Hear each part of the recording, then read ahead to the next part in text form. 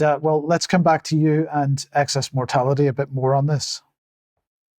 Okay, so yes, we've talked about end-of-life care. So end-of-life care is essentially euthanasia, and this is where a doctor administers a substance to accelerate death. Assisted suicide is where a person ingests a substance to facilitate their own death. Professor Kevin Yuill was also present on this incredible Zoom held by Together. The link will be in the show notes. Professor Kevin Yuill is a historian. He's also researched assisted suicide. He's the CEO of Humanists Against Assisted Suicide and Euthanasia. Let's hear what he had to say. I'm here to talk really more about the context in which these kind of things are happening, and to draw your attention really to proposed legislation that should probably come in this year, which is to amend the Suicide Act of 1961 to allow assisted suicide and euthanasia. So I think this will target people who feel a burden. This is the evidence that we have from other countries where it is legal. It will target people who feel a burden.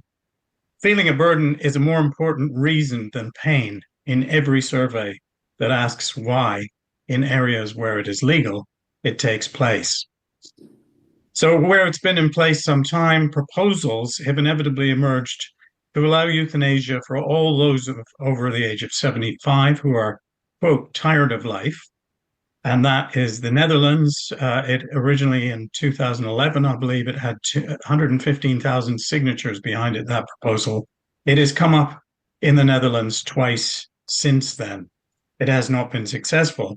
But I think it's a danger. Also in Canada, which legalized euthanasia and assisted suicide in 2016, already there was a Quebec doctor who became notorious for suggesting that, in fact, euthanasia would be very useful to extend to minors, to children of all ages.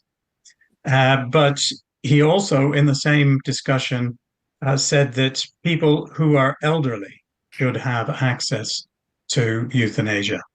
So I think that's part of the whole thing. I'm a historian.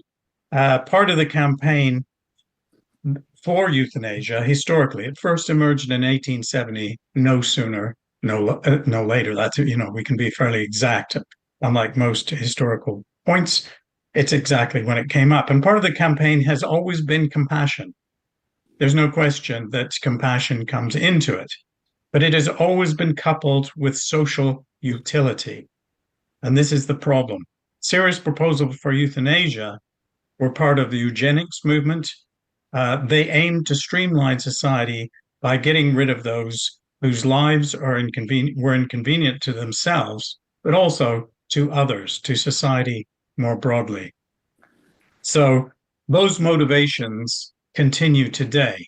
I don't have to tell you about, I hate talking about the 1930s because I don't like to tag my opponents with the idea that they're a bunch of Nazis. And of course, they're not. They're well-meaning people. But of course, people are very familiar, I think, with the mass euthanasia that happened under the Third Reich, that began with the disabled, then with the mentally disabled, and then Jews. So it's sort of extended in that way. I'm happy to answer questions or give lectures about that because that's what I used to do. So the assisted dying bill, as Professor Yuill says, is set to come in possibly this year. So please do go and look at that video. Jumping on to another topic, of course, which involves death again, is vaccine injuries. And I'd like to just take you now to a topic that was held in New Hampshire Senate. This was relative to vaccine and pharmaceutical products being distributed by the state. And Senate Bill 319 prohibits the state of New Hampshire and its political subdivisions from purchasing or promoting or distributing any vaccine or pharma product that has not been tested with voluntary human trials. I was absolutely staggered, and I'm going to introduce you to Dr. John Bowdoin, who you may not have heard of. He's a systems engineer, and he gave evidence at New Hampshire hearing. He wants to know why the mRNA skipped all trials. He has the most amazing amount of evidence. He has 1 million unredacted death certificates, which he has analysed comparably with the VAERS data. Let's hear what he says. 1 million unredacted death certificates, about 500,000 from Massachusetts, 420,000 from Minnesota, and the balance comes from Vermont. I'll just talk about Massachusetts for a minute. As far as safe and effective goes, I traverse the hierarchy of data and evidence from the individual case, that's a single death certificate, all the way up through all cause, which is the highest level of hierarchy. So all cause deaths, yes, they were up quite a bit in Massachusetts in 2020, but they were also up in 21 and 22. All of a sudden, the causes of death that were causing the excess death shifted from a respiratory seasonal virus. So you have pneumonia deaths, ARDS, COPD. They were up in 2020. Well, what happened on a year boundary when the vaccines were introduced? Everything shifted to blood and circulatory. Blood and circulatory deaths all of a sudden started going up. They didn't go up when COVID was around in 2020. They all of a sudden started going up in 2021. Acute post-hemorrhagic anemia, thrombocytopenia, cardiac arrhythmia, cardiac arrest, pulmonary embolism. And I can tell you about the individual cases. Cassidy Baraka from Groton, Massachusetts, was injected in January 13. There's a report written about her.